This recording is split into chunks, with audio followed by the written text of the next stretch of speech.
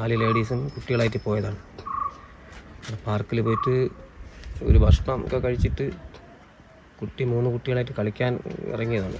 ഇറങ്ങിയൊരു 10 minute കഴിഞ്ഞിട്ട് ഒരു കുട്ടി എന്ന് പറയുന്നത് ഇങ്ങനെ അകുൽശിവ വെള്ളത്തിൽ വീണു എന്ന് പറഞ്ഞു. ഇവരെല്ലാം ചെന്നപ്പോഴത്തേക്ക് അവിടെ വന്ന ഒരു കസ്റ്റമറാണ് കുട്ടിയെടുത്ത് ഇങ്ങനത്തെ ഓക്സിജനൊക്കെ കൊടുത്ത് ഇങ്ങനത്തെ പ്രസ് ചെയ്ത് ഇങ്ങനെ ചെയ്യുന്നുണ്ട്. അപ്പോഴത്തേക്ക് അവിടുത്തെ സ്റ്റാഫുകൾ ആരും ഇല്ലെന്നാണ് അറിയപ്പെടുന്നത്. സ്റ്റാഫുകളും ഇല്ല. പിന്നെ ഇവിടെ നിന്ന് പറയും കുട്ടി പറഞ്ഞ് ഇവരെല്ലാം ഓടിച്ചെന്ന് കരഞ്ഞ് വിളിച്ചപ്പോഴത്തേക്കാണ് അവിടെ ഒരു 65 വയസ്സ് വരും ഒരു സ്ത്രീ, 52 വരും സ്ത്രീ, അവർ മാത്രമേ അവിടെ ഉള്ളായിരുന്നുള്ളൂ, വേറെ ആരുമില്ല. അവർ ഓടി വന്ന് പിന്നെ നോക്കി, പിന്നെ തിരിച്ച് അവർ ചെന്ന് പോയി. വണ്ടിയൊക്കെ വന്ന് ഒത്തിരി ലേറ്റായി.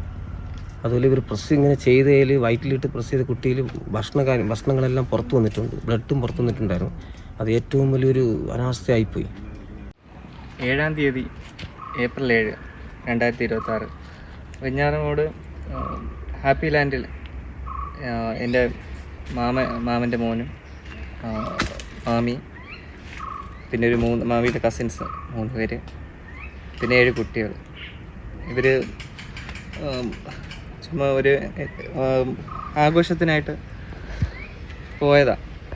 അവർ പോയി റെസ്റ്റോറൻറ്റ് 12:57 ഇവർ റെസ്റ്റോറൻറ്റിൽ കഴിക്കാനായിട്ട് കയറി. കുട്ടിയും പിന്നെ 3 കുട്ടി, മൊത്തത്തിൽ 3 കുട്ടികൾ അകുൽശിവയോട് ചേർത്ത്.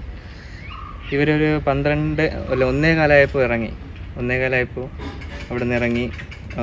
അകുൽ മുന്നേ പോയി. അകുലവിടെ പുറകെ വന്ന കുട്ടികൾ പറഞ്ഞു അവിടെ നിൽക്കാൻ പറഞ്ഞു.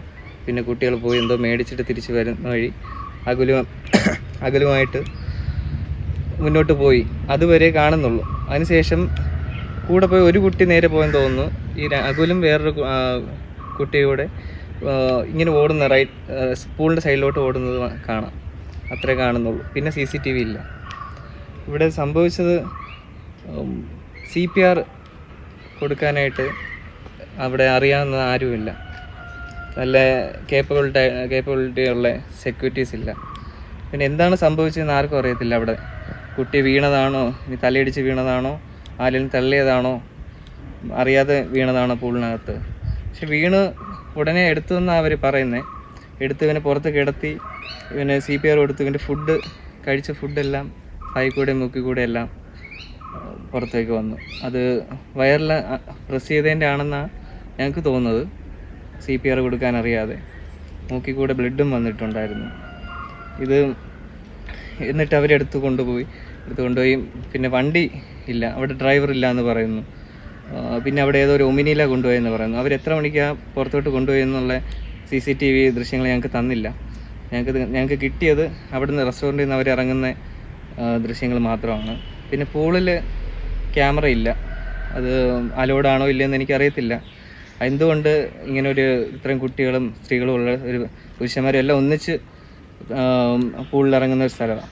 അപ്പോൾ അവിടെ ക്യാമറ എന്തായാലും അത്യാവശ്യമാണ്.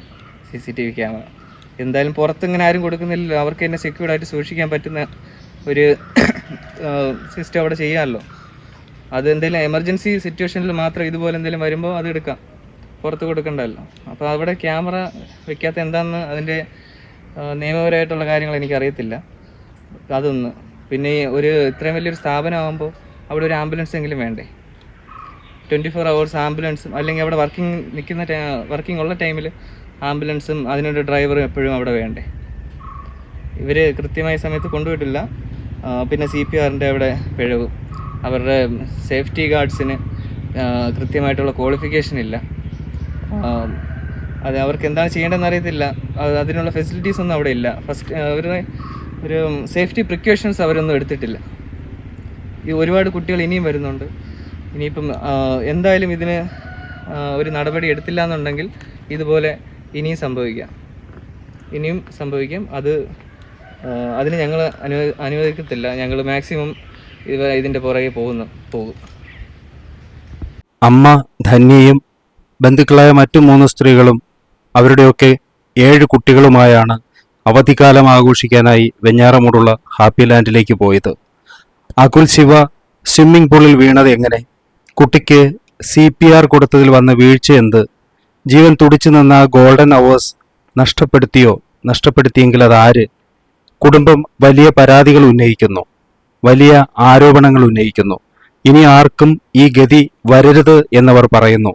പ്രവാസിയായ അച്ഛൻ നബീസിനും ധന്യയ്ക്കും ഇളയവൾ ഒരു കൊച്ചു കുരുന്നിനും ആ കളിക്കൂട്ടുകാരൻ ഇനി ആ വീട്ടിലില്ല. ആ ഷോക്കിൽ നിന്ന് അവരാരും ഇനിയും ഉണർന്നിട്ടില്ല. അമ്മ തളർന്നു തന്നെ കിടപ്പിലാണ്. വിതുര ബോണക്കാട് റൂട്ടിലെ അകുൽ ശിവയുടെ വീട്ടിൽ അവനില്ലാത്ത നൊമ്പരമാണ്. വിതുര UPSലെ മിടുക്കനായ ആ 5ാം ക്ലാസ്സുകാരൻ്റെ അകാല വേർപാടിൽ നാട്ടുകാരും കൂട്ടുകാരും കുടുംബവും ഒന്നാകെ വേദനിക്കുന്നു. കരഞ്ഞ് കണ്ണീർ വറ്റിയവർ ആർക്കെന്നില്ലാതെ എന്തിനെന്നില്ലാതെ ഇവിടെ ജീവിക്കുന്ന കാഴ്ച. 10 വയസ്സുള്ള മോനും 3 വയസ്സുള്ള അതിൻ്റെ അനുജത്തിക്കും ഒന്നിനും കുറവ് വരാതിരിക്കാൻ മണലാരണ്യത്തിൽ പണിയെടുക്കുകയാണ് അച്ഛൻ നബീസ്. പക്ഷേ ഈ മകനെ നഷ്ടപ്പെട്ടത് അദ്ദേഹത്തിന് താങ്ങാവുന്നതിലും എത്രയോ അപ്പുറമാണ്. ക്യാമറ ഓഫാക്കുന്ന സമയത്തൊക്കെ വിങ്ങിപ്പൊട്ടി കരയുകയായിരുന്നു നബീസ്. ഞങ്ങൾ ഇവിടെ നിൽക്കുമ്പോൾ കരയാത്ത ഒരു മനസ്സോ കരയാത്ത ഒരു കണ്ണോ കണ്ടില്ല. കുട്ടിയുടെ കളിപ്പാട്ടങ്ങൾ ചിതറിക്കിടക്കുന്നു ഇവിടെ. ആരുടെയൊക്കെയോ അശ്രദ്ധ. പൊന്നുമോനെ മാപ്പ്.